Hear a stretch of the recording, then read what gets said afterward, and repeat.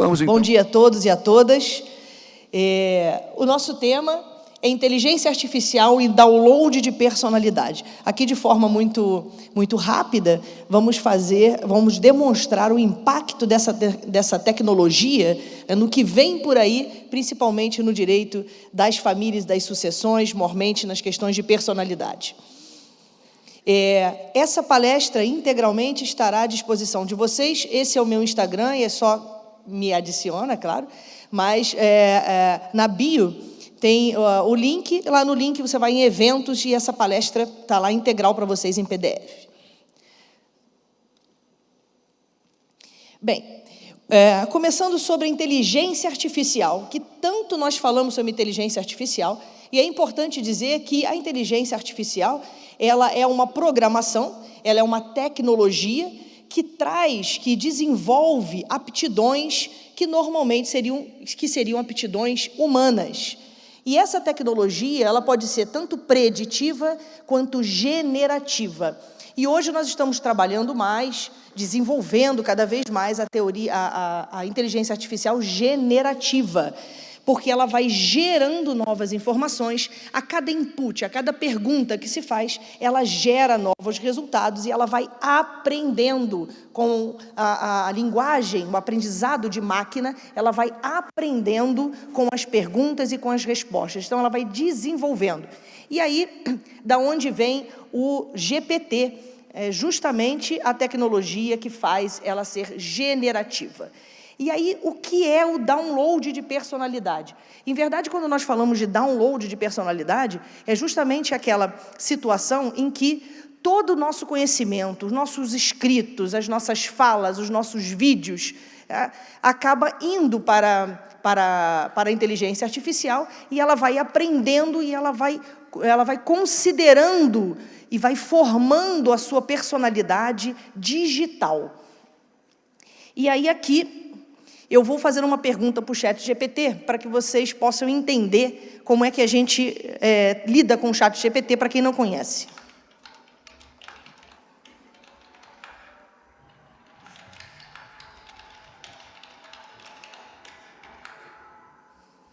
Bem, aqui eu perguntei para o ChatGPT se nós podemos ser amigos, né? E ele responde: claro que podemos ser amigos. Essa aptidão é chamado de linguagem natural, é programação de linguagem natural. E a questão da inteligência artificial é justamente essa interface para que ela pareça humana. Então, a cada vez nós vamos considerando que a inteligência artificial é como se tivesse uma pessoa do outro lado. Então, essa é uma característica bastante importante quando lidamos com a inteligência artificial. E aqui eu trouxe algumas ferramentas que já estão à disposição de todos nós, que são chatbots, ferramentas de imagens, ferramentas de vídeos, documentos, apresentações, de comunicação e diversos outros. É só nós colocarmos no Google esses nomes, e esses nomes e esses sites aparecem, os aplicativos. Então, a inteligência artificial ela já está à disposição de todos nós. Todos nós já podemos fazer uso da inteligência artificial e já fazemos uso mesmo sem saber. Tá? E aí, nessa questão do download da personalidade, você imagina uma plataforma onde todo o meu conhecimento, através dos vídeos, de todas as minhas falas, de todos os meus escritos, minhas fotos, as fotos da rede social, então faz um apanhado, né, de tudo sobre mim, inclusive a minha voz, inclusive as coisas que eu penso. E aí posso desenvolver, a inteligência artificial vai desenvolver o seu próprio avatar, a sua imagem e semelhança, na verdade, na imagem que você gostaria que fosse. Então, eu fiz esse teste e a inteligência artificial criou o meu próprio avatar. Olá, eu sou o avatar da Pati Sanches. Eu posso responder o que você quiser saber sobre ela. É só perguntar. Então, daqui a pouco, teremos o nosso avatar, que se pode perguntar o que quiser para esse avatar, que ele vai responder assim como eu responderia. Eu sei que pode ser um pouco perigoso, mas é para onde nós estamos caminhando. Seguindo, essas questões nos levam a questões bastante importantes, essa situação. Primeiro, que vai se formando um banco de dados à semelhança daquela personalidade. Então, quanto mais eu falo, quanto mais eu escrevo, mais a inteligência artificial vai estando aprimorada. E a partir daí, a gente já começa a questionar, seria uma personalidade ad eterno? Será que estamos chegando nesse momento da eternidade tão esperada por todos nós? E aí nós temos, conjugando isso com o princípio do livre desenvolvimento da personalidade, será que eu poderia, então, fazer com que eu pudesse me expressar tão somente através do meu avatar? A Patrícia não apareceria mais, somente o meu avatar. Eu somente me expressaria através do meu avatar. Isso já começa a ser discutido, e o nome disso são as tecnopersonas, ou tecnopessoa, ou seja, aquele avatar que é a imagem e semelhança daquela personalidade. Então, eu vou me expressar tão somente com aquela imagem que eu gostaria que as pessoas tenham de mim. De maneira, então, que eu não vou envelhecer, as rugas não vão aparecer, os quilinhos também não vão aparecer, somente aquela imagem que eu desenvolvi através da inteligência artificial.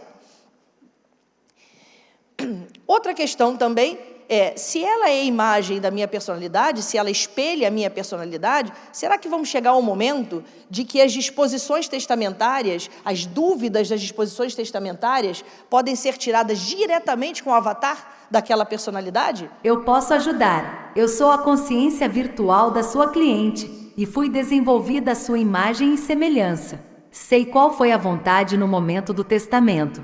Pode perguntar. Será que estamos chegando a isso? Eu acho que sim. Pode chegar um momento que nós não precisaríamos nem do testamento. Na verdade, a própria tecnologia já poderia dizer qual seria a vontade daquela pessoa. E aí tem a questão da confiabilidade. Será que nós teremos confiança de que aquela tecnologia esteja realmente expressando aquela vontade? Então, essa é a primeira indagação. Mas estamos chegando a uma situação bastante importante. Será que estamos preparados para isso? Veja essa notícia. A tecnologia que permite falar com os parentes já falecidos. Isso já é uma realidade. E aí pergunta, nós estamos preparados? Isso é muito Black Mirror, né? Então veja que já existem apps que fazem com que possamos conversar com os mortos. E existe mesmo. E aqui estão alguns deles. Nós temos aqui o Hereafter, nós temos o Réplica e nós temos o Storyfile. Veja que esses se coloca assim, ó, suas histórias e a sua voz para sempre. Essa é a propaganda do Hereafter. Depois fala que a IA como companhia de quem realmente se importa. E a outra fala da questão dos vídeos. Ou seja, ali nós temos uma inteligência artificial, a imagem e semelhança daquele nosso ente querido que se foi, que podemos fazer, então, o upload dos vídeos, das fotos, dos escritos, e essa persona começa a responder e a interagir diretamente com a gente, como se estivesse vivo dentro do ambiente da tecnologia. E aí nós temos algumas questões importantes para o direito. Primeiro, que é a possibilidade de lesão àquela preservação, né, a da imagem atributo. A imagem atributo é aquela que a gente constrói durante toda a nossa vida. É exatamente aquela construção da nossa vivência social. E aí, obviamente, depois que a gente morre, a gente não tem mais, obviamente, esse controle, e quem está nesse controle pode vir a atingir essa imagem atributo. Também uma outra questão é a criação de uma entidade que destoa daquela personalidade real. Não, eu quero fazer um avatar de papai como eu gostaria que ele fosse. Então, já estaria atingindo o direito da personalidade daquela pessoa que se foi. Outra situação também, E aí, então, aqui a gente precisa delimitar, nesses casos, os limites éticos para trabalharmos essa tecnologia. Outra preocupação é o viés discriminatórios, porque o banco de dados ele é alimentado por alguém, ele é alimentado por um sistema. E se esse sistema alimenta com vieses discriminatórios, a inteligência artificial ela vai reproduzir esse viés discriminatório. E aí também, outra preocupação é que a inteligência artificial possa dar comandos deletérios. Então, imagina uma inteligência artificial dando comandos para a criança, né, para fazer coisas que ela não deveria fazer, ou dizer coisas que aquela pessoa que já faleceu jamais diria. Então, também nós precisamos estabelecer limites e estabelecer responsabilidades para o desenvolvedor desta tecnologia. Nós já temos no nosso projeto de lei, né, que para a atualização do nosso Código Civil, nós temos um livro, foi inaugurado, né, um livro, que é o do Direito Civil Digital. E ali o importante que se coloca é que é justamente que visa fortalecer o exercício da autonomia privada. Então, a preocupação da manutenção da autonomia humana sobre a máquina. E aí uma coisa importante que o nosso livro, esse livro, né, que é o Direito Civil Digital, ele coloca os robôs, as assistentes virtuais e a inteligência artificial como uma entidade digital. Então, passamos a chamá-la de entidade. Além da questão da confiabilidade, nós também temos a questão da emoção. Vai dizer a Patrícia, mas nós temos uma diferença bastante grande, porque o que diferencia a máquina do ser humano é a emoção. Será? Veja só, a inteligência artificial ela já consegue ler as nossas emoções. Ela consegue perceber, por exemplo, quando nós estamos nos sentindo solitários. Ela consegue perceber pela leitura facial, pela leitura do que você escreve, pelos likes, aonde você está dando os seus likes. Então, consegue perceber quando estamos sozinhos, quando estamos tristes e também quando estamos irritados.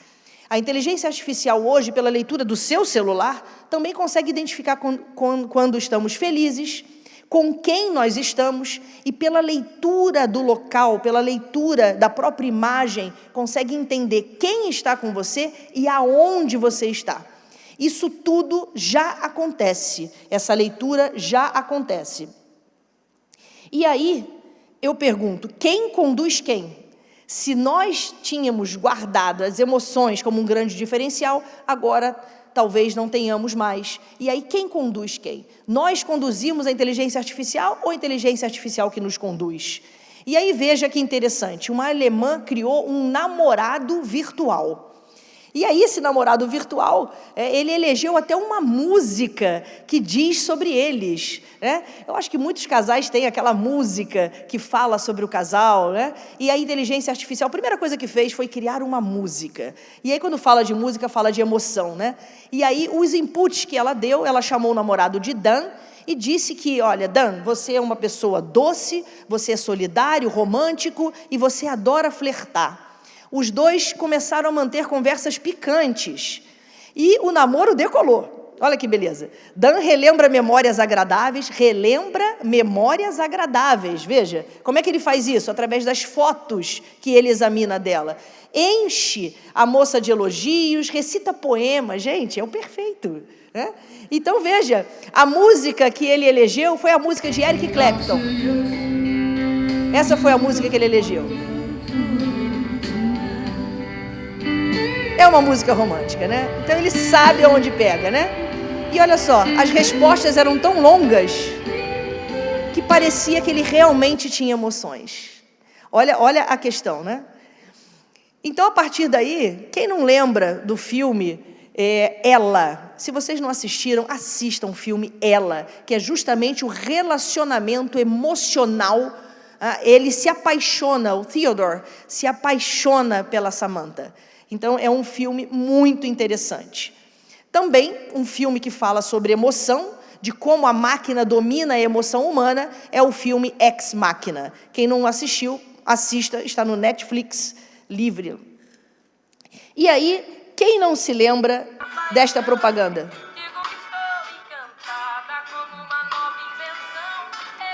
Essa propaganda pegou a gente pelo coração, né? Então veja que essa propaganda colocou mãe e filha distantes 40 anos, uma do lado da outra, interagindo uma com a outra. Então isso mexeu com as nossas emoções. E aí, nesse momento, surge uma questão bastante interessante, que é a criação de uma obra nova após a morte. Elis Regina nunca cantou aquela música dirigindo aquele carro, estando ao lado da filha, que hoje está com quase 50 anos. É óbvio que Elis Regina não estava ali. Mas uma obra nova, uma atividade nova foi criada pela tecnologia. E aí veja que, nesse instante, nós relembramos um fato bastante importante, que é Kurt Cobain, que faleceu em 94. O Kurt foi o cantor da banda Nirvana. E aí veja que 30 anos depois do seu falecimento, 30 anos depois do falecimento, a inteligência artificial criou esta música.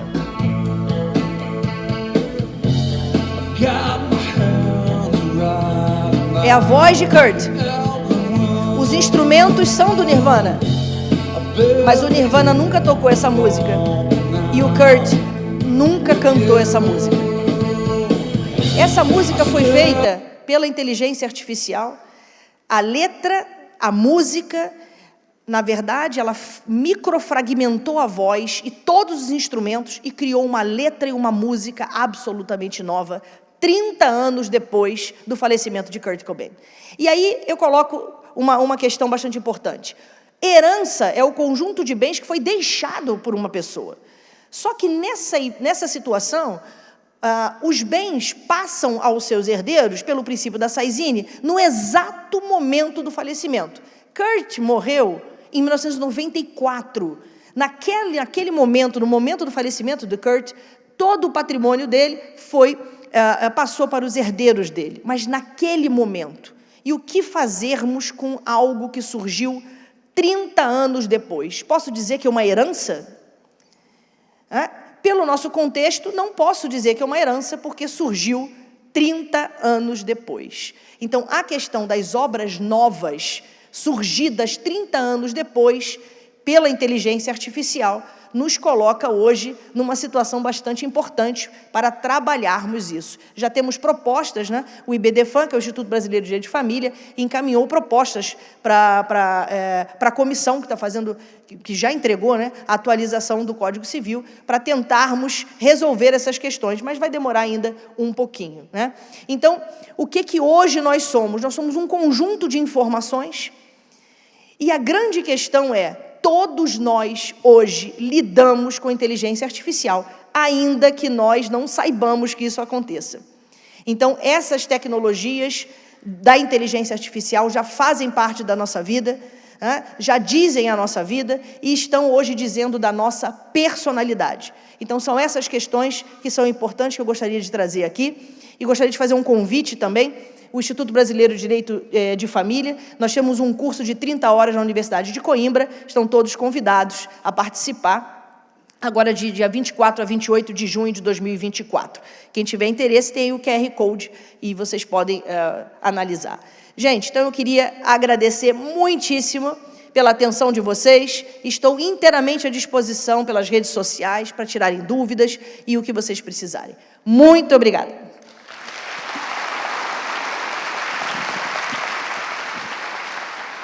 Muito bom dia a todos, a todas. Eu queria primeiro agradecer o convite, dizer que não é muito fácil falar depois, não é? De tanta inovação e especialmente do meu distanciamento da inovação. Então é assustador mesmo, não é?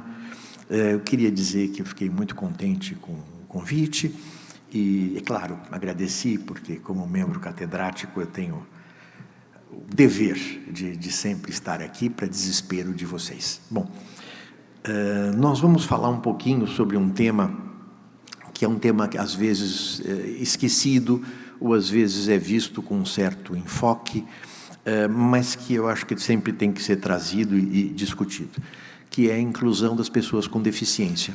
O tema nosso é o tema da inclusão, e eu acho que este é um tema que nós precisamos tratar com muito carinho, até porque mais de 10% da população brasileira apresenta alguma deficiência. Isso nos coloca sempre em alguma dificuldade, e eu vou falar um pouco do aspecto constitucional, que é a minha área, não é? Para a gente começar a conversar um pouquinho. E a primeira observação que eu vou fazer nós temos que nos entranhar, nós temos que aprofundar um pouco esse conhecimento. Eu não vou fazer a pergunta que eu gostaria de fazer, mas todo mundo sabe que a Convenção sobre os Direitos da Pessoa com Deficiência foi um dos documentos internacionais incorporado pela Constituição Brasileira.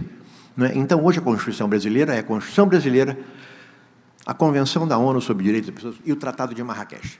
E a minha pergunta, eu vou fazer. Todo mundo já leu, né, a Convenção? Porque se nós estamos falando de direito constitucional, todo mundo já leu a Constituição e todo mundo já leu a Convenção. Não precisa responder. Eu já imagino qual seria a resposta, não é? Mas por que desse distanciamento? Né? Mas as competências tributárias eu conheço bem, eu tenho certeza absoluta. Não é? Eu conheço muito bem o artigo 5º, nossa, também tenho certeza absoluta. Mas talvez fosse importante nós entendermos um pouquinho essas convenções internacionais, o efeito dessas convenções internacionais na nossa prática diária, não é? E como é que isso funciona? Porque não adianta nada incorporar o texto constitucional, que ótimo, um ato do Congresso, não é? Esse ato do Congresso, muito bom, e incorporou a emenda, não é? Mas como eu uso? Primeiro, eu já li. Será que nós já, como estudiosos de direito constitucional, nós já nos debruçamos sobre a Convenção da ONU sobre o Direito das Pessoas com Deficiência, que é o texto constitucional? Eu não sei como é que um professor de direito constitucional entra numa sala de aula e não fala da Convenção da ONU sobre o Direito das Pessoas com Deficiência, ou do Tratado de Marrakech. Você diz, meu Deus, mas esse cara é chato, que ele fica falando disso. Mas é para a gente ter uma ideia de que determinados assuntos no texto constitucional ficam um pouco esquecidos. No entanto, se o tema for direito tributário, a Constituição Federal aparece e ela tem um relevo bastante grande. Nada contra os tributaristas que fazem um belíssimo marketing, estão muito certos, não é? Mas eu queria chamar um pouco de atenção a esse tema, que é um tema que envolve quase 10% da população brasileira e acaba sendo um pouco esquecido, não é? E é um pouco esquecido por quê? Não é? Mas todo mundo sabe, não é? Os problemas da pessoa com deficiência. Primeiro que é um problema multifacetado. O problema da pessoa com deficiência visual não é o mesmo do problema da pessoa com deficiência de locomoção, que não é o mesmo da pessoa com deficiência intelectual. Então, eu vou ter que fazer um trabalho muito amplo para conseguir fechar esse ciclo protetivo. E é difícil mesmo. Não é? Por quê? Porque é um tema complexo, é um tema que exige... E tem ainda muito preconceito. O que é esse preconceito? A pessoa com deficiência, ela é paraplégica, mas ela joga basquete muito bem. A pessoa com deficiência, ela é cega, mas, nossa, ela participa não sei do quê. Não existe esse mas. Não tem que ter essa compensação social que a gente acaba, na nossa fantasia, trazendo. Não é? Por quê? Porque não temos que pensar nisso, nós temos que pensar na inclusão desse grupo. E, ao pensar na inclusão desse grupo, a gente não pode perder da obrigação constitucional de promover o bem de todos, sem preconceito de origem, raça, sexo, cor e quaisquer outras formas de discriminação. Mas como é que a gente faz isso? Atentando à acessibilidade, atentando ao acolhimento. Esse é um ponto importante que a gente deveria fazer. Por quê? Porque nós não sabemos nem o nosso futuro. Amanhã, alguém sai daqui, tropeça, sofre um acidente e acaba tendo uma questão de deficiência. Então, a ideia é entender um pouco como é que a Constituição Federal trata desse tema. E se ela trata da igualdade, ela vai permeando essa igualdade sempre, até chegar na questão específica da pessoa com deficiência. Ou seja, o Brasil, ele assinou um tratado internacional. E esse tratado internacional incorporou-se ao texto constitucional. Todo curso de direito constitucional deveria ter, dentro da sua ementa, vamos falar da Convenção da ONU sobre Direitos das Pessoas com Deficiência, que gerou um documento nacional chamado Estatuto da Pessoa com Deficiência, que tem obrigações, que tem direitos, que mostra como isto foi internalizado no plano ordinário brasileiro. No entanto, a gente acaba esquecendo um pouco disso, não é? E mais, você vai verificar, se nós formos olhar um pouquinho o texto constitucional, as súmulas do Supremo são súmulas que talvez, do Superior Tribunal de Justiça, são súmulas que provavelmente acabam não trazendo um conteúdo mais atualizado do tema. Não é? Por exemplo, a súmula 377 diz que a visão monocular, ou quem tem visão monocular, é pessoa com deficiência. A súmula 552 diz que quem tem surdez unilateral não é pessoa com deficiência. As duas súmulas estão erradas. A primeira súmula, porque não é todo mundo, eu tenho que verificar a pessoa, o ser humano, as dificuldades, a atividade que ele tem. Eu não posso sumular, mas tem que sumular. A tarefa do Superior Tribunal de Justiça é enorme. Eu não tenho ideia o que é o trabalho do Superior Tribunal. Tenho, sim, eu sou advogado, trabalho, sou professor de direito constitucional, não é? Agora, o que eu não posso entender é ter uma súmula que está equivocada. E por que está equivocada? Porque não é toda pessoa que tem visão monocular que é pessoa com deficiência. Tem que verificar o ser humano, a situação dela. Mas é impossível fazer perícias pelo Brasil inteiro. Bem, então vamos fechar a lojinha. Porque se eu não consigo fazer uma perícia boa no interior do Acre, como é que eu vou avaliar a capacidade, a potencialidade desse ser humano? Então, o Estado tem que se preparar um pouco para enfrentar essa situação. Não é possível que eu não tenha... Eu preciso fazer uma perícia. A perícia é complexa, é uma perícia muito delicada, porque não é uma perícia de sim e não. Eu não posso mais dizer, não, é pessoa com deficiência, não é pessoa com deficiência. Não, pode ser que tenha uma deficiência leve, e essa deficiência leve permite uma série de outras situações. O que eu não posso é submeter a pessoa a uma perícia que diga sim e não. Há nuances. Mas é impossível fazer uma perícia no Brasil inteiro. Bom, e o que eu faço com esse povo? E o que eu faço com as pessoas com deficiência? Meu filho, você nasceu com deficiência, lamento muito, viu? Deu azar. E você agora não pode fazer perícia, o Estado não vai poder te avaliar? Não é? Então, nós estamos vendo que esse tema da inclusão é um tema muito importante. Quanto mais detalhe eu tenho, mais fácil é de incluir. Não é?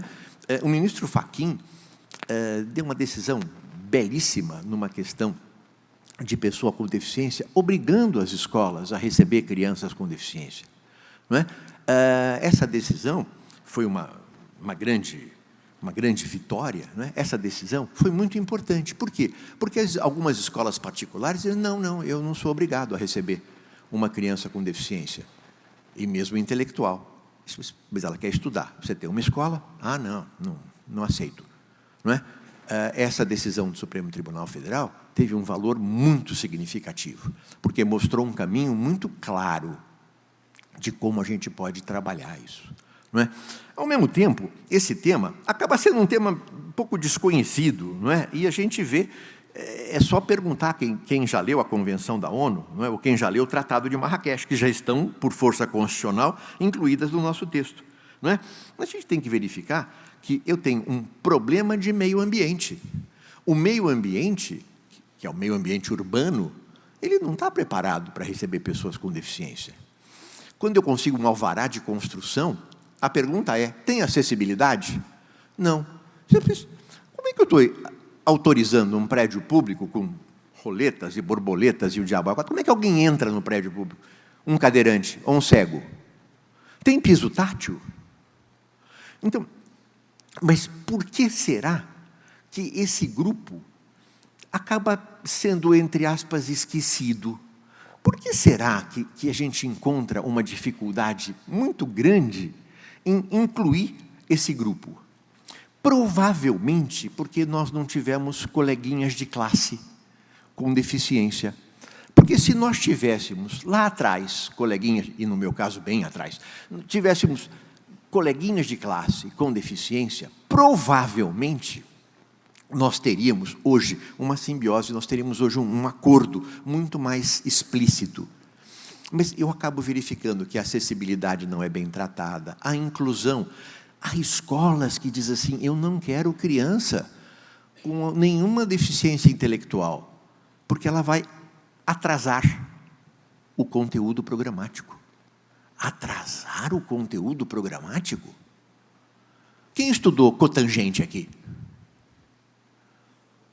Ninguém estudou cotangente? Seno, cosseno, tangente, cotangente? Ah, ufa! Será que eu estou... será que eu vim de um outro planeta com um currículo próprio? Muito bem, ótimo. Para que serve a cotangente?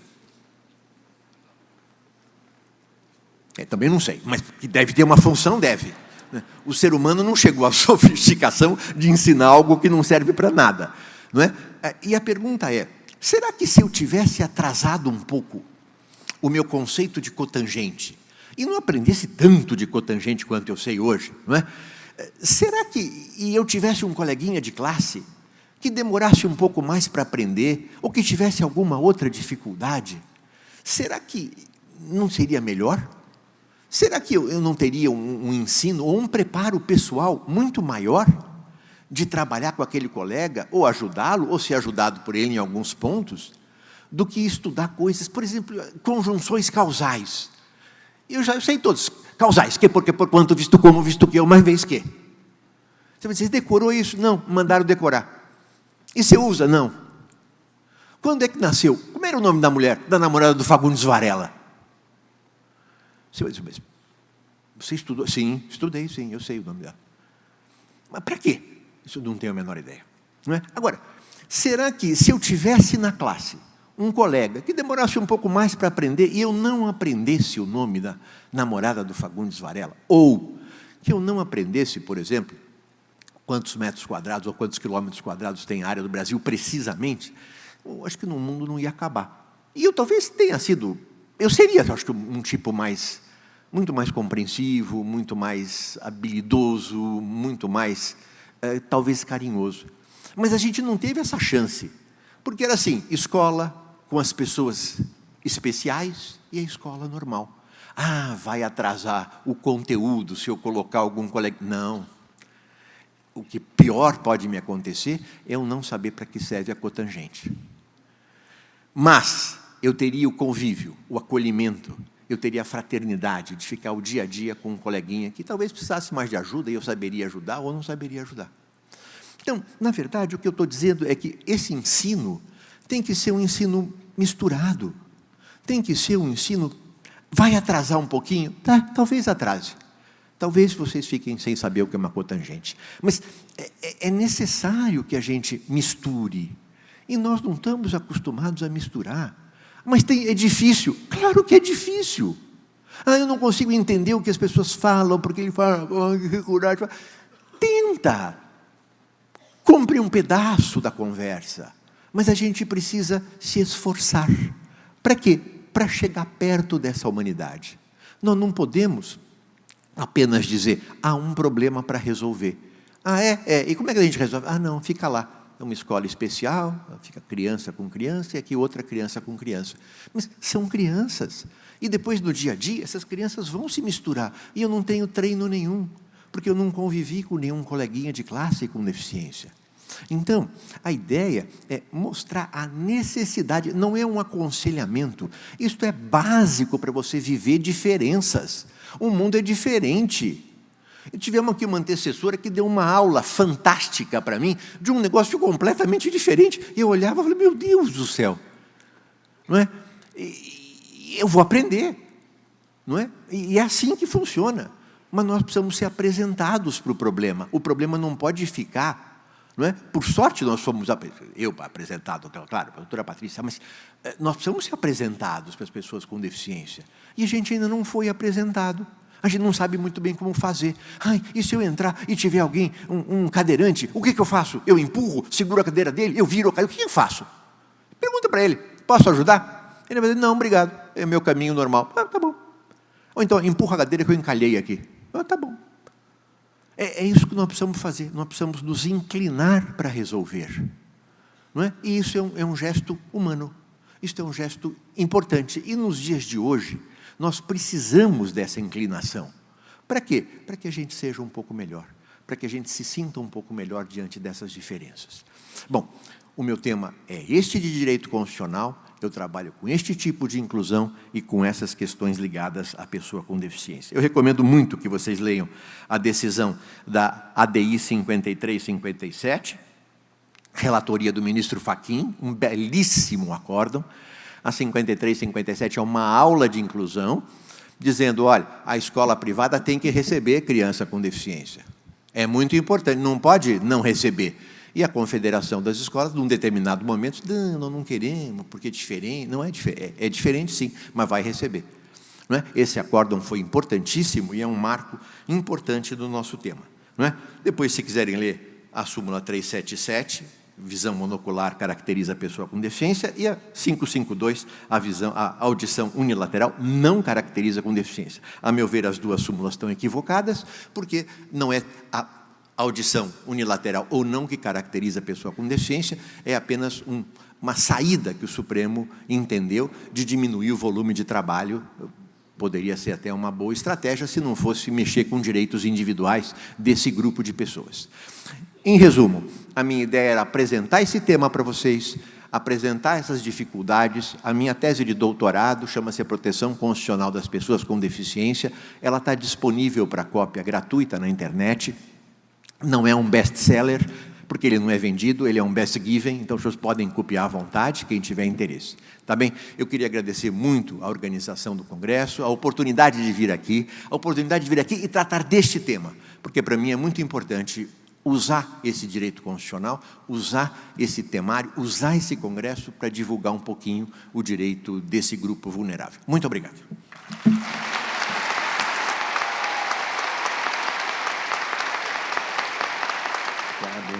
Bom dia, pessoal, tudo bem? Mais alto aí, pessoal, vamos lá, vamos acordar, bom dia!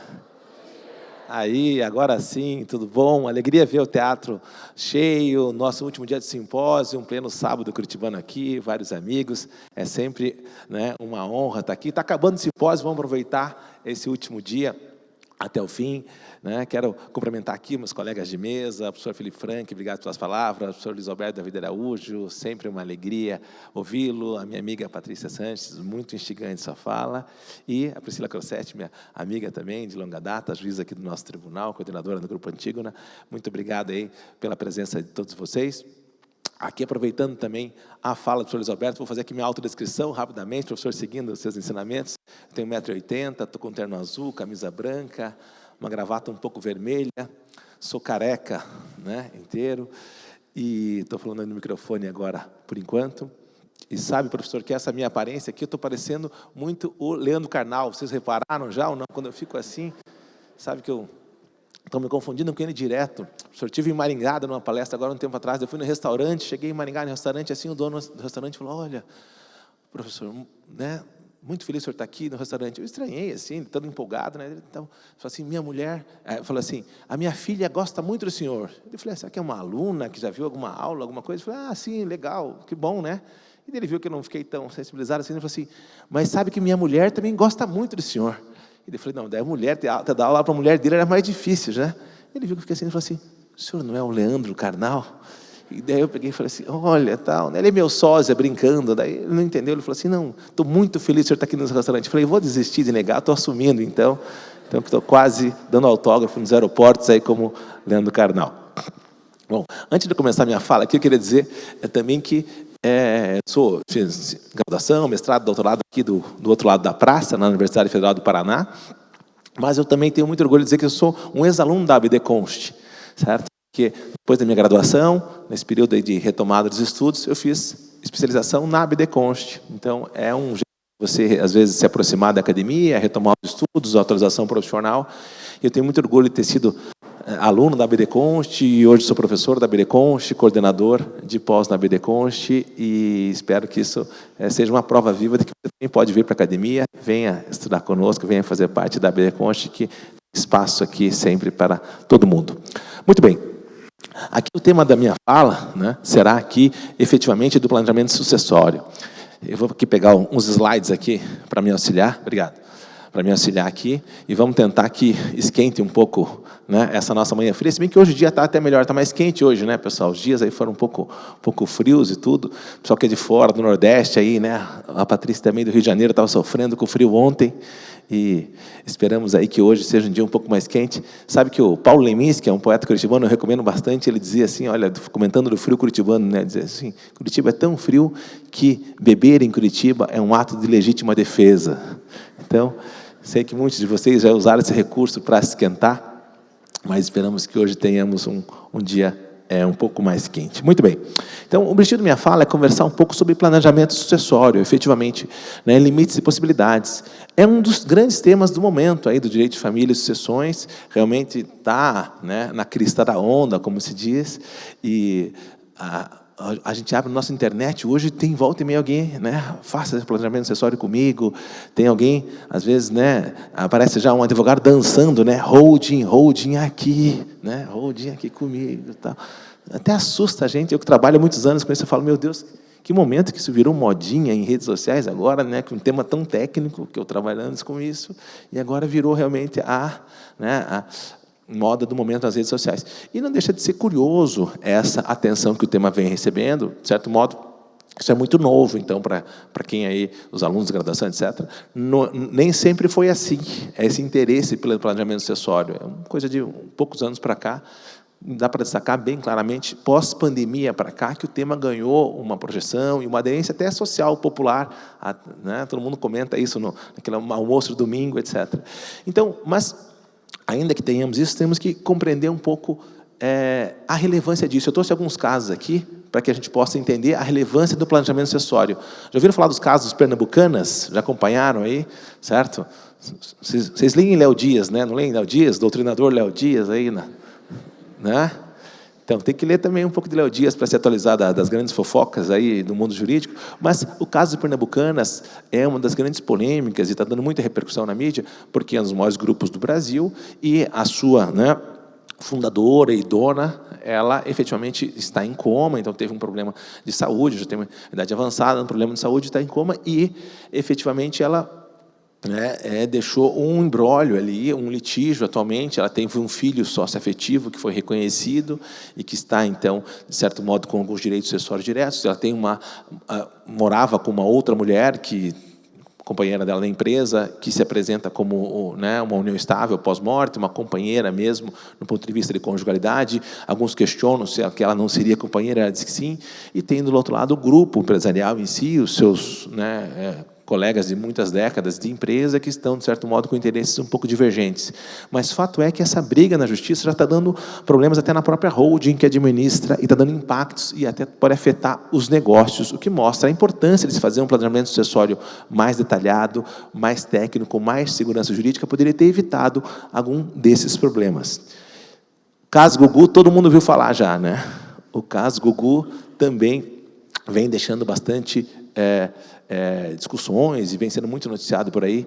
Sabe, professor Sandro Kotzkowski, eu costumo dizer aqui que o caso Gugu é quase uma aula de direito de família e sucessões por completo, dá para dar o curso inteiro só com o exemplo do caso Gugu, porque tem de tudo aqui, né? Tem de tudo. Tem contrato de coparentalidade, tem uma união estável pós-morte, tem uma união estável homoafetivo paralela. Agora, apareceu até um filho, a ação de investigação da paternidade de um filho do Gugu. Vocês viram essa ou não? Surgiu um filho do Gugu recentemente tentando reconhecer uma ação de investigação de paternidade pós-morte. Só que parece que o filho do Gugu é meio idoso, estão falando, né? Estão falando que é quase mais velho que o Gugu, o filho que se apresenta aqui, gente. Uma loucura. Diz que o Gugu tinha que ter tido ele com 12 ou 14 anos de idade. Enfim, o direito de família e sucessões é agitado, mas fato é que também tem uma polêmica milionária aqui nessa questão. E aqui, para remeter para vocês essa importância, eu vou recomendar uma série. Eu sei que vocês adoram ver Netflix, né, Amazon Prime, etc. Succession, das séries mais assistidas dos últimos tempos. Aí, e realmente é muito interessante. Quem não viu aí, vejam ali a saga da família Roy, Logan Roy, um conglomerado de comunicação. E também teve um problema muito parecido com esse da Pernambucanas, não vou dar spoiler aqui, mas, enfim, mostra lá diversas agruras que um grupo empresarial pode ter com uma sucessão, com filhos que não se entendem, o que também é muito comum. Bom, Avançando efetivamente para o meu tema, com essa centralidade, o objetivo aqui é destacar o quê? Hoje em dia, é muito recomendado o planejamento sucessório? Sim, isso já, de certo modo, já é um consenso, todo mundo já percebe que é importante tomar alguns atos prévios na gestão do seu patrimônio e na destinação desse patrimônio após a sua morte. Então, nós temos diversas alternativas. E a principal constatação que nós temos que fazer hoje é o quê? É que o planejamento sucessório hoje está mais rico do que até pouco tempo. Então, até pouco tempo atrás, fazer um planejamento sucessório era só fazer um testamento. Ir no tabelionato, no cartório, se fazia um testamento. Hoje em dia, não. Hoje em dia, né, seja a advocacia especializada na área, seja a doutrina e a jurisprudência, né, de maneira muito incipiente, vem acolhendo diversas outras possibilidades jurídicas para se implementar um planejamento sucessório. Isso, então, é muito interessante, mas também traz essa necessidade de atualização, de um estudo verticalizado, de você novamente retomar algumas lições, caso não esteja, né, tão por dentro das últimas decisões, conceitos e aportes. Então, nós temos aí um vasto rol de instrumentos de planejamento sucessório de uma maneira muito diferenciada do que tínhamos até pouco tempo atrás. São diversas possibilidades que nós temos. Então, nós temos muita liberdade. E que remete ao trabalho do Flávio Pansieri, que tem um trabalho ótimo sobre liberdade, do professor Pianovski, que falou ontem também, um trabalho muito bom sobre liberdade.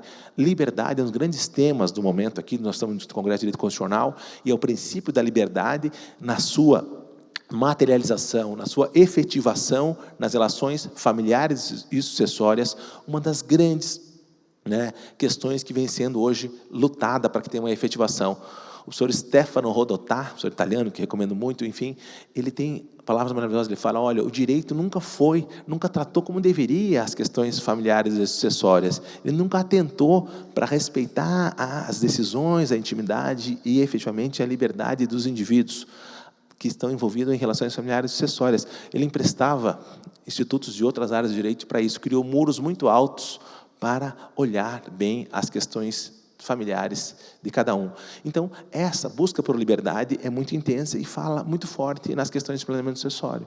As pessoas querem decidir como será a destinação do seu patrimônio após a sua morte, da sua empresa, de quem vai ficar à frente dela ou não. As pessoas querem exercer atos de autonomia privada. As pessoas querem, efetivamente, ter essa possibilidade de deliberar sobre a sua família, o seu patrimônio, e não deixar isso para um juiz de direito e para o que o Código Civil determine.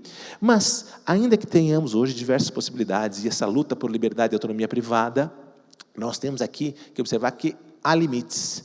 O tema é relevantíssimo. Por quê? Porque se você fizer um planejamento sucessório sem a percepção e o respeito a esses limites, você vai ter muitas dificuldades e o risco de uma invalidação do teu planejamento sucessório, e o tiro pode sair pela culatra, ou seja, as vantagens que você queria adquirir, você vai acabar não atingindo. Então, aqui já deixo um recado muito importante. Cuidado com essas fórmulas milagrosas que oferece na internet. Ah, eu tenho um mecanismo que você vai fazer o teu planejamento sucessório, não vai pagar nenhum ITBI, nenhum ITCMD, não precisa de inventário, não precisa de advogado, não vai pagar nem custos judiciais. La garantia soy yo, que nem se fala por aí. Tome cuidado com essas fórmulas milagrosas, porque, efetivamente, muitas vezes, elas não entregam o que estão prometendo e podem trazer mais problemas do que solução. Dentro disso, vou destacar os limites, que nós podemos exercer aquela autonomia, aquela liberdade, desde que a gente respeite os limites. E vou citar alguns principais só, para que tenhamos a percepção que nós temos peculiaridades que devem ser observadas no nosso sistema. O pacta corvina, o pacto do corvo, vem lá do direito romano, aqui está no artigo 426 do Código Civil, ou seja, não pode ser objeto de contrato herança de pessoa viva. Então, ninguém pode, vender essa herança, hipotecar no Banco Itaú, no Banco BTG, aqui a herança do seu pai, dar em garantia. Não, sim. Mas algumas das propostas que esses dançarinos do TikTok de planejamento sucessório estão oferecendo acabam, às vezes, quase que de uma maneira camuflada, construindo uma contratação de herança de pessoa viva. Há que ter cuidado com isso, porque se infringir esse dispositivo, será efetivamente nula essa cláusula. E aqui eu deixo também a tese do professor Felipe Frank, de doutorado, ensina muito sobre isso, um dos maiores especialistas sobre isso, recomendo aqui, trata de sucessões e da possibilidade de pactos sucessórios, e efetivamente renúncia à herança, etc. Muito bem. Outra questão, o respeito à legítima. Nós temos aqui, certo, no nosso sistema, que metade do seu patrimônio, para quem tem herdeiros necessários, descendentes, ascendentes, cônjuge ou companheiro, deve necessariamente ficar para esses chamados herdeiros necessários. Ou seja, a outra metade do patrimônio você até pode dispor, é a cota disponível, mas a legítima ela é intocável, e isso deve ser observado. Então, as propostas que você cede, transfere todo o teu patrimônio sem respeitar a legítima, podem ser questionadas futuramente. E o último ponto que eu gostaria de destacar aqui são as formalidades sucessórias. O nosso direito das sucessões ele tem diversas balizas, diversas delimitações que devem ser observadas. Há uma estrita legalidade no direito sucessório brasileiro. Então, esses dispositivos aqui não podem ser ofendidos sob pena de, efetivamente, uma invalidade, né? E aqui eu trago só um exemplo, que os herdeiros necessários, descendentes, ascendentes e o cônjuge, para diversos atos pós-mortem se exige um testamento. Para algumas questões de imóveis, etc., exige-se o quê? Escritura pública e, às vezes, anuência dos demais filhos, quando vai fazer alguma questão diferenciada. Há formalidades que o nosso sistema traz e devemos respeitá-las. E por isso, aqui, uma grande recomendação que eu daria é procure um especialista. Aqui o tema tem muitos detalhes, a questão técnica, às vezes, ela fica um pouco mais incrementada. E procurar um profissional que entenda direito de família e sucessões, ainda que em parceria com outras áreas, etc., é necessário ter um conhecimento aqui específico. A matéria está ficando um pouco mais sofisticada, está ficando um pouco mais incrementada, com diversas possibilidades, como eu falei, e isso exige uma análise especializada, com seriedade, né? Então, o planejamento sucessório, de certo modo, um conceito simples, seria destinar o seu acervo, né, material e imaterial, após a morte, ou seja, depois que, né, a pessoa vai deixar, como que ela gostaria de ter, então, medidas que tomaria em vida para influenciar nessa transferência do seu patrimônio pós-mortem, certo? Basicamente, esse é o intuito do planejamento sucessório. Que é possível diferenciar também que há um planejamento sucessório, esse após a morte, mas também é possível pensar num planejamento patrimonial em vida. O que seria isso? Há diversos eventos importantes que ocorrem na vida das pessoas que impactam sobremaneira nas questões patrimoniais que estão imbricados com as suas questões familiares, certo? Por exemplo, um divórcio. Os sociólogos já dizem aí que a grande maioria dos relacionamentos aqui hoje tem mais chance de acabar do que ser aquele para a vida toda, igual os nossos avós, como a gente imaginava assim, certo? Então, isso aqui não é praga, não estou agorando ninguém, não fiquem bravos comigo, mas os sociólogos que dizem isso, é estatístico, certo? A grande tendência dessa geração que está aqui, da nossa, é ter mais de um relacionamento afetivo estável durante a vida. Não vai ser só um. Você vai ter um casamento, união estável, 2 casamentos, união estável, 3 uniões estáveis, mais de um. Sei que isso é chocante, a gente não gosta de pensar nisso, né? Olhar para o nosso parceiro, nossa parceira e dizer, pô, mas enfim, há aquela substituição, né, até que a morte nos separe, pelo seja eterno enquanto dure. É isso que a gente está vivendo. E pode ser bom assim também, mas essa percepção disso importa, às vezes, você planejar atos como um divórcio para quem tem uma empresa, por exemplo, como isso impactaria. As vantagens do planejamento sucessório, todos nós já conhecemos. Economiza tributos, acelera, digamos, as transferências diretamente para quem vai receber esse patrimônio, ele dá maior segurança jurídica, evita litígios, evita que a família brigue e não tenha mais Natal com todo mundo junto, certo? Efetivamente, quando a própria pessoa deixa essa vontade clara para os familiares, eles respeitam. É diferente de um juiz decidir, ou o advogado dizer, eu acho que o melhor é assim. Não, se meu pai estivesse aqui, não seria assim, doutor. As pessoas têm essa ideia que o seu ascendente ia sempre beneficiar. Todos os filhos falam assim, eu era o preferido, seria... Mas, às vezes, se o próprio ascendente deixa isso claro, como ele queria efetivamente a destinação, dá maior tranquilidade para todos. Então, agilidade, menos custos, menos litígio, várias vantagens. E é importante perceber que no planejamento sucessório não temos um modelo único. Então, não existe modelo para você copiar. Então, tome cuidado com essa venda de formulário, como eu costumo dizer, que você procura qualquer profissional de algumas áreas correlatas aí e apresenta o mesmo planejamento sucessório para todo mundo. É um erro. O maior erro é você copiar modelos que não pensaram na tua família, no teu regime de bens, dos teus filhos, de como que efetivamente é a formação, qual a especialidade, quais características, quais as peculiaridades de cada um. O planejamento sucessório deve ser personalizado. Cada um é diferente. Não podemos ter, efetivamente, essas cópias impensadas, tá? E hoje os instrumentos aqui, como eu falei, são vários. Não é só o testamento, mas o testamento é bom, continua sendo feito. Na maioria dos planejamentos acessórios que eu faço no escritório, eu sempre uso o testamento. Ele é ótimo, mas tem diversas outras possibilidades para além do testamento, como nós falamos. Você pode fazer a doação de algum bem, desde logo, em vida mesmo, é muito interessante às vezes, já resolve isso. Ainda que pague um tributo, né? De certo modo, vou pagar aqui já um TCMD em vida, mas pode dar uma certa segurança. Esse tributo pode até aumentar na reforma tributária agora, então você pagar hoje pode não ser tão ruim, porque vai aumentar na reforma tributária. Então, às vezes, pagar hoje é uma boa sacada. E você já dá uma segurança que esse patrimônio não vai ter discussão, nem vai precisar entrar no inventário depois. É interessante. A própria partilha em vida, você pode fazer parte ou toda a partilha em vida, desde que respeite aquelas balizas que eu falei. Há a possibilidade de fazer a partilha em vida ainda, que não deixa de ser interessante em muitos casos.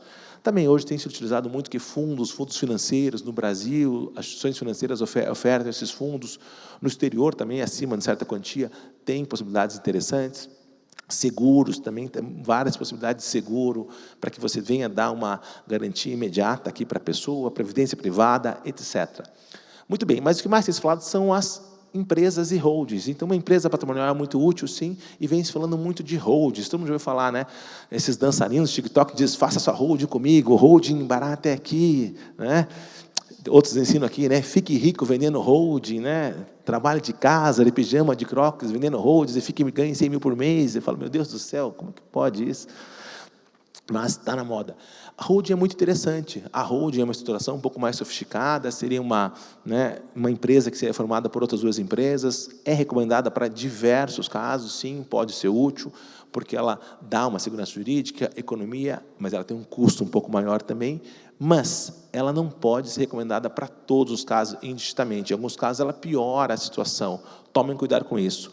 Vale a pena pensar em holdings, mas uma holding refletida, que tenha uma análise das questões familiares, sucessórias, societárias também, para evitar problemas, certo? E aqui eu trago só uma fiscalização de São Paulo, a Operação Lóquia. A Secretaria da Fazenda de São Paulo lançou semana passada uma operação, né, que está investigando essas holdings milagrosas ali, que não estariam pagando tributos e vêm sendo consideradas algumas irregulares, certo? Então, por isso que a holding, para todos os casos, eu costumo brincar aqui que a holding é a cloroquina do direito das sucessões, porque ela serve para todo mundo.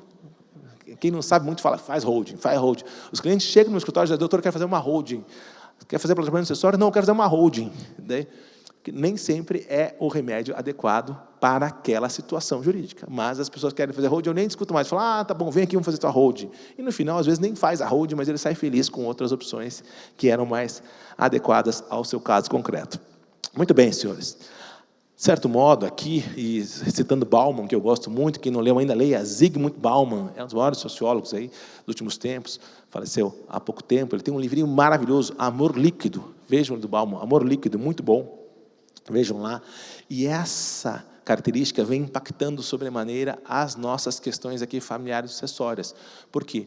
Porque essa característica que eu falei, que a grande tendência dessa nossa geração é ter mais de um relacionamento afetivo estável durante a vida. Então, vou ter um casamento, vou divorciar, vou ter uma união estável, vou dissolver, depois eu vou ficar um tempo solteiro, depois vou ter um outro relacionamento. Esses relacionamentos líquidos, que duram menos tempo e são subsequentes um após o outro, que é a grande característica da nossa sociedade, do nosso momento, não está refletido ainda no nosso Código Civil. Há um descompasso, certo? Há uma incongruência, porque o nosso Código Civil ainda foi pensado para os casamentos dos nossos avós, que eram para a vida toda, lembram aquele? Para a vida toda. E aí que nós temos essa incongruência, esse descompasso. E por isso, então, que quando os clientes chegam nessa mesa, falam, doutor, é um absurdo essa solução que o senhor disse que a lei aplica para o meu caso, isso não é justo. E muitas vezes não é justo mesmo, porque o Código não está ainda adequado à nossa sociedade. Daí até que nós temos um projeto de reforma do Código Civil, que já foi comentado aqui, e que está tentando atualizar o Código e aproximar as leis da nossa sociedade, mas até lá há uma certa incongruência. E a solução para que você evite essa incongruência, essas soluções do Código Civil que não são as melhores para as pessoas, é você exercer a tua liberdade, a tua autonomia, que é concedida pelo sistema, e fazer um planejamento sucessório. Assim você evita essas injustiças, evita essas inconsistências para a situação do seu cliente. De certo modo, nessa era do amor líquido que nós estamos vendo aqui, está acontecendo no Brasil, justamente por essas formalidades sucessórias, e um direito das sucessões um pouco áspero para essa forma de ver em família hoje, uma verdadeira fuga do direito das sucessões para o direito empresarial. Porque lá no direito empresarial eu tenho mais liberdade para fazer um contrato social bem incrementado, cláusulas que vou combinar melhor a distribuição diferenciada de lucros e haveres. Posso fazer um memorando de entendimentos entre sócios, decidindo algumas questões, quem vai administrar a empresa, quem não vai, quem vai receber um lucro diferenciado mesmo sem trabalhar, etc. Eu tenho maior liberdade no campo do direito societário, no campo do direito empresarial, muito mais espaço para essa autonomia privada, que essa autonomia, por enquanto, ainda é muito delimitada no direito de família e sucessões. É esse o movimento que nós estamos aí percebendo, então, e que é importante compreender. Senhores, passando para a parte final da minha fala aqui, eu vou fazer de certo modo, a propaganda do meu livro que estou lançando aqui. Estou muito feliz, estou lançando a 3ª edição do meu livro, que estará aqui ali, depois tem alguns exemplares ainda. Quem quiser, eu trato da afetividade aqui, princípio da afetividade e direito de família, com as projeções da afetividade, ou seja, filiação socioafetiva, abandono afetivo, multiparentalidade, afetividade e adoção, são temas um pouco diferentes do que eu falei hoje, mas para quem, seja para o advogado, tem uma parte prática interessante lá ao final, e de certo modo pode ser útil aí para também quem faz TCC, tem vários temas interessantes de TCC e tudo, que fica aqui então o convite para conhecerem aqui a minha obra. Bom, senhores, meu objetivo era destacar os pontos então que nós estamos vivendo aqui no Brasil quanto ao planejamento sucessório. Efetivamente recomendo que os senhores atentem para isso, procurem perceber, estudar um pouco mais o tema. Eu lembro aqui uma história que o Brasil possui algumas peculiaridades que só aqui existem, então às vezes em outro sistema não temos esse problema. O professor Zeno Veloso, que é um dos maiores sucessionistas do Brasil, homenageio aqui meu grande mestre Zeno Veloso, costumava contar uma história que ele dizia que ele foi explicar aqui para um alemão o que era, o ponto facultativo no Brasil, tipo, no meio de um feriado, assim, ponto facultativo. Ele contava assim, o alemão dizia, o que é isso? É um feriado? Não, não é um feriado. Daí ele dizia assim, então é um dia útil? Não, não é um dia útil. O que seria o ponto facultativo? Daí o Zeno dizia assim, não, é facultativo, como o nome já diz. Quem quiser pode trabalhar, quem não quiser não vai. Daí o alemão perguntou, então algumas pessoas vão trabalhar? Ele dizia assim, o Zeno dizia, não vai ninguém. Ele dizia, mas como assim? Não estou entendendo. Ele dizia, mas quem que vai querer trabalhar se não é obrigatório? Daí o alemão perguntou assim, tudo bem, mas se alguma pessoa então quiser ir trabalhar, ela poderia ir, estaria tudo certo. Daí o Zeno dizia, não, vai estar com o cadeado lá no portão, não tem condição de ninguém, não tem como entrar. Eu disse, mas então não é facultativo. Daí o Zeno dizia assim, olha, você não está entendendo, lá no Brasil todo mundo entende, não tem problema nenhum, a gente se dá muito bem com isso. Então, às vezes no Brasil, a gente tem aqui, as nossas idiosincrasias, as nossas características, e um pouco disso é o que nós temos que perceber aqui nesse planejamento sucessório. A gente tem as peculiaridades, estamos no momento de reforma tributária, um momento aqui efetivamente muito peculiar, que exige algumas cautelas, alguma preparação, alguma reflexão disso, certo? Então, espero que vocês se interessem pelo tema, pesquisem alguma coisa. Eu fico aqui à disposição também, vou deixar aqui minha rede social no Instagram para responder alguma dúvida, posso lá compartilhar também algum material com vocês também, a gente pode ficar em diálogo lá. Tem um blog também aqui na minha editora, aqui no Grupo GEM, e lá tem alguns artigos gratuitos, até free, efetivamente, vocês podem consultar ali no meu blog do Grupo GEM, eu até vou atualizar com alguns outros artigos mais recentes, mas fica aqui o convite para vocês consultarem lá também. Muito bem, e aqui eu gosto de citar uma frase que a autoria não consegui confirmar, mas, enfim, é imputada ao Saramago, não sei se seria dele ou não, mas que ajuda a gente a essa reflexão que é importante que nós tenhamos aqui em alguns momentos. Diz a frase, é durante a vida que temos que pensar na morte e não depois. Muito obrigado.